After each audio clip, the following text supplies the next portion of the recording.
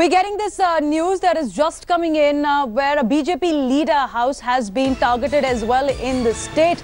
The news that is coming in the fight between BJP and TMC over the arrest of TMC MP Sudeep Bandopadhyay.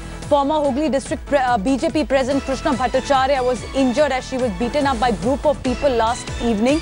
It is alleged that at about 9:30 p.m. TMC-led miscreants attacked Bhattacharya's house at Konagar, ransacked her house and also hurled bombs, which are crude bombs, in front of Krishna Bhattacharya house. Let me go across to my colleague Manogya, who's joining us this morning. Manogya, so you have the BJP leader Krishna Bhattacharya being targeted. It's a political violence on display in West Bengal between the TMC and the BJP. And this matter is just going to escalate further. Give us details of what first TMC plans in terms of protests in the capital also.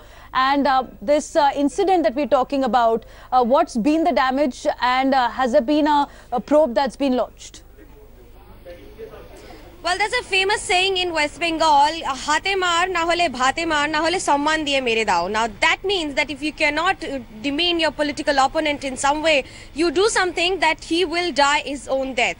That is what is happening, because now there is a new political opponent in Bengal, which is not CPIM or the Left Front, but for Trinamool Congress, the new political opponent is BJP. It has been surging when it comes to the numbers as well as the voting percentage, but now we've seen violent protests across the state. Remember, TMC MP was arrested in a case that was registered 2 to 3 years ago. There were investigations on, and now that 2 of them have been arrested, there are political violent protests across the state.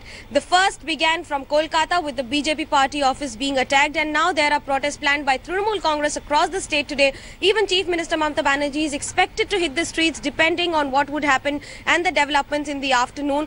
Precisely the fact that even the districts are not being spared, be it Murshidabad, be it Malda, or maybe districts like Hooghly, where we saw Krishna Bhattacharya being attacked. Remember, a woman leader being attacked in a state where the chief minister is a lady. This, of course, is big shocking news. But the fact that the state government and the state machinery is keeping mum when Trinamool Congress is attacking is even more shocking, perhaps.